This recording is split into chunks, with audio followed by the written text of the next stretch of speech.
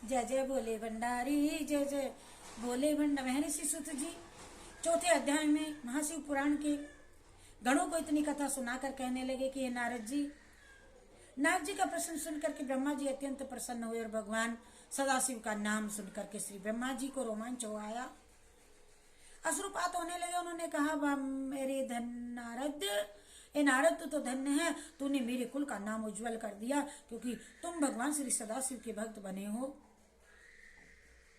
अब अपनी बुद्धि के अनुसार पहले भगवान सदाशिव के मैं शिव के निर्गुण चरित्रों को कहूंगा, उसके पश्चात मैं उनके सगुण चरित्रों का वर्णन करूंगा। सबसे पहले यहाँ सृष्टि का कोई चिन्ह न था और सर्वव्यापक सच्चिदानंद स्वरूप केवल सदाशिव ही थे, क्योंकि वह सच्चिदानंद स्वरूप है। उनका मन और वाणी उनके अधीन है। नहीं वह सूक्ष्म है और नहीं वह स्थूल है और नहीं वह छोटे हैं, न बड़े हैं, न कोई उनसे नीचे है, न कोई उनसे ऊपर है।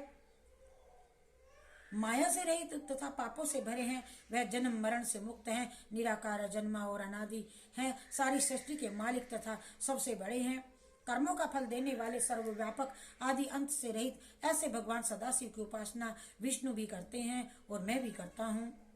उनकी कृपा के बिना कोई कुछ भी प्राप्त नहीं कर सकता। भले ही योगी ध्यानावस्था में उन्हें देख लें, लेकिन उनके आदि और अंत को बिल्कुल नहीं जानते।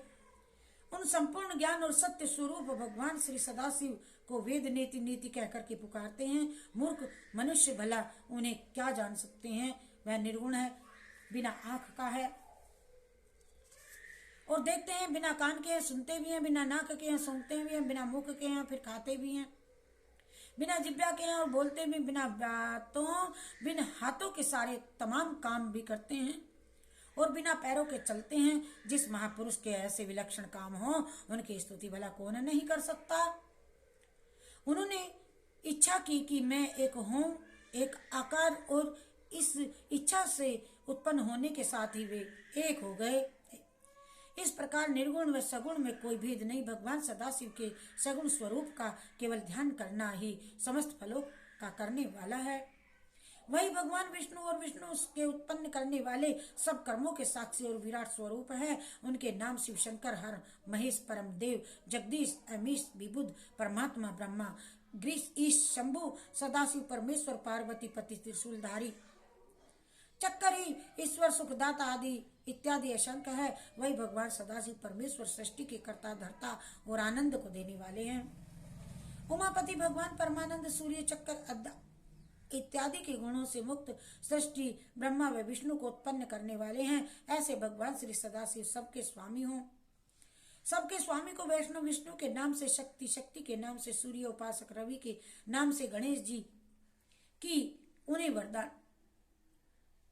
वरनायक के नाम से भी जानते हैं। और वह भगवान सदाशिव सगुण स्वरूप कैसे हैं। मस्तक पर जटा तथा गंगा में बाल और चंद्रमा और त्रिपुल, कानों में कुंडल, सूर्य, चंद्र और अग्नि के समान तेजवान तीन नेत्र, शुक्र की भांति नशा, बिंबा फल के समान होठ, अत्यंत पवित्र तथा तेजवान सुंदर पांच मुख हैं, जिनमें से एक पूर्व की ओर वाला प्रातः के सूर्य के समान प्रभाव वाला, दूसरा दक्षिण की ओर को नेत्रों वाला अत्यंत भयानक, और तीसरा मुख पश्चिम की ओर को मस्तक पर अर्ध चंद्रमा धारण करने वाला, चौथा मुख उत्तर की ओर गूंगे और चौथा मुख उत्तर की ओर मूंगे के वर्ण का है, जिनमें लंबे लंबे केस लटकते हैं। पांचवा मुख नीचे की ओर को है, जिनमें वह भक्तों के हृदय में आनंद उत्पन्न करते हैं, और उस मुख पर कमल के समान सुंदर आंखें हैं। उनका रंग सुंदर और तेजवान। इस प्रकार भगवान सदाशिव पंचानन के नाम से सदैव प्रसिद्ध हैं। उनके कंठ में 3 रेखाएं, हाथ में त्रिशूल, कंठ में मुंडमाला धारण किए हुए हैं। उन्हें कोई चतुर्भुज, कोई पंचमुख, कोई 10 मुख भी कहते हैं। उनके हाथों में नाना प्रकार के अस्त्र शस्त्र विद्यमान हैं। अंगुलियां अत्यंत सुंदर तथा सुडोल है। भगवान सदाशिव को दक्ष बड़ा लंबा चौड़ा पेट और नाभि, गंभीर कटी, अत्यंत अद्भुत जांघें, हरी कदली खंभों के समान चिकनी, गोल और सुडोल तलवे, चमकीले, चंद्रमा के समान स्वच्छ सुंदर श्वेत वर्ण वाले।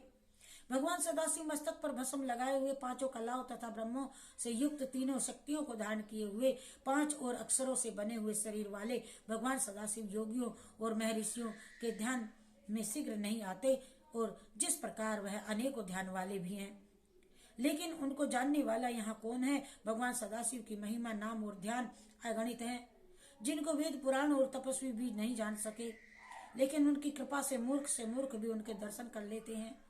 प्रमाण के लिए गंगा व्याधि आदि के नाम लिए जा सकते हैं। बिना प्रेम के उनको कोई नहीं देख सकता। सद्गुण रूप में आकर के सदाशिव ने अपनी शक्ति को उत्पन्न किया और वह स्वच्छंद शरीर वाली, कभी नाश न होने वाली शक्ति, प्रादन प्रकृति, गुणवती माया, विकास से रहित जन्य अंबिका, प्रकृति संपूर्ण लोकों की ईश्वरती, देवों की माता, नित्या और मूल कारण कहलाई, जिसकी की 8 भुजाएं हैं, जो विचित्र मुख वाली और शुभा हैं। भगवान सदाशिव को पार ब्रह्म उमा को शक्ति रूप जानना चाहिए।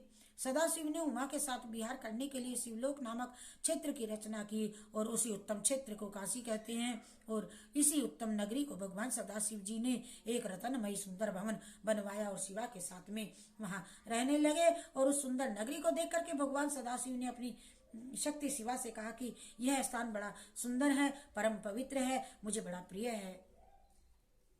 यहाँ पर नारकीय जीवों को भी किसी प्रकार का कभी कष्ट न मिलेगा। यह सब कह करके भगवान सदाशिव ने शिवा के साथ वहां पर रमण किया और सृष्टि उत्पन्न करने की इच्छा करके पार्वती जी से कहा कि हे प्रिय, मैं तुमसे एक ऐसी बात कहता हूं कि तुम्हें,